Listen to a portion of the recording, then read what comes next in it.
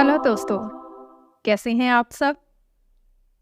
एक समय की बात है, एक शहर में परिश्रमी, ईमानदार और सदाचारी लड़का रहता था।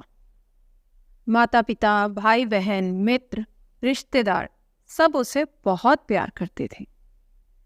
सबकी सहायता को तत्पर रहने के कारण पड़ोसी से लेकर सहकर्मी तक उसका सम्मान किया करते थे।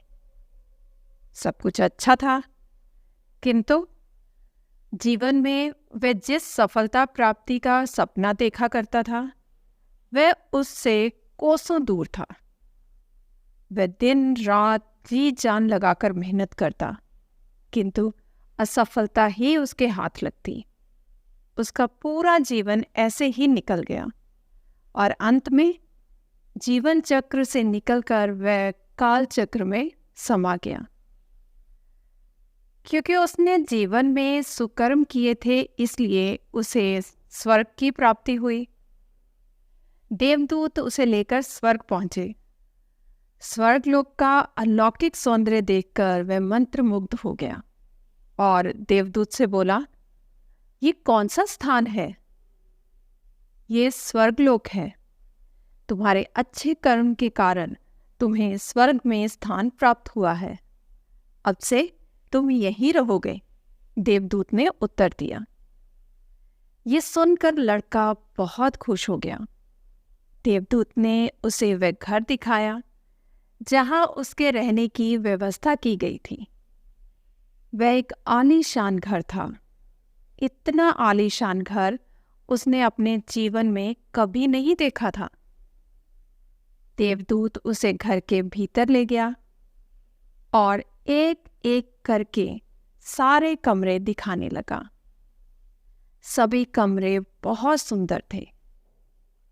अंत में वह उसे एक ऐसे कमरे के पास लेकर गया जिसके सामने स्वप्न कक्ष लिखा हुआ था। जब वह उस कमरे के अंदर पहुंचे तो लड़का यह देखकर दंग रह गया कि वहां बहुत सारी वस्तुओं के छोटे छोटे प्रतिरूप रखे हुए थे। ये वही वस्तुएं थी जिन्हें पाने के लिए उसने आजीवन मेहनत की थी, किंतु हासिल नहीं कर पाया था। आलीशान घर, कार, उच्च अधिकारी का पद और ऐसी ही बहुत सी चीजें जो उसके सपनों में ही रह गए थे। वह सोचने लगा कि इन चीजों को पाने के सपने मैंने धरती लोक में देखे, किंतु वहां तो ये मुझे मिले नहीं। अब यहाँ इनके छोटे प्रतिरूप इस तरह क्यों रखे हुए हैं? वह अपनी जिज्ञासा पर नियंत्रण नहीं कर पाया और पूछ बैठा, ये सब यहाँ इस तरह, इसके पीछे क्या कारण है? देवदूत ने उसे बताया, मनुष्य अपने जीवन में बहुत से सपने देखता है और उनके पूरे हो जाने की कामना करता है, किंतु कुछ ही सपनों के प्रति वह गंभीर होता है और उन्हें पूरा करने का प्रयास करता है। ईश्वर और ब्रह्मांड मनुष्य के हर सपने पूरे करने की तैयारी करते हैं, लेकिन कई बार असफलता प्राप्ति से हताश होकर और कई बार दृढ़ निश्चय की कमी के कारण मनुष्य उस क्षण प्रयास करना छोड़ देता है जब उसके सपने पूरे होने वाले ही होते हैं। उसके वही अधूरे सपने यहाँ प्रतिरूप के रूप में रखे हुए हैं। तुम्हारे सपने भी यहाँ प्रतिरूप के रूप में रखे हैं। तुमने अंत समय तक हार न मानी होती तो उसे अपने जीवन में प्राप्त कर चुके होते।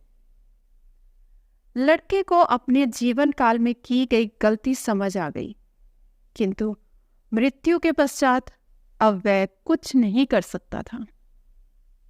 तो दोस्तों, किसी भी सपने को पूर्ण करने की दिशा में काम करने के पूर्व यह दृढ़ निश्चय कर लें कि चाहे कितनी भी मुश्किलें क्यों ना आए, चाहे कितनी बार भी असफलता का सामना क्यों ना करना पड़े, अपने सपनों को पूरा करने की दिशा में तब तक प्रयास करते रहें जब तक वे पूरे नहीं हो जाते।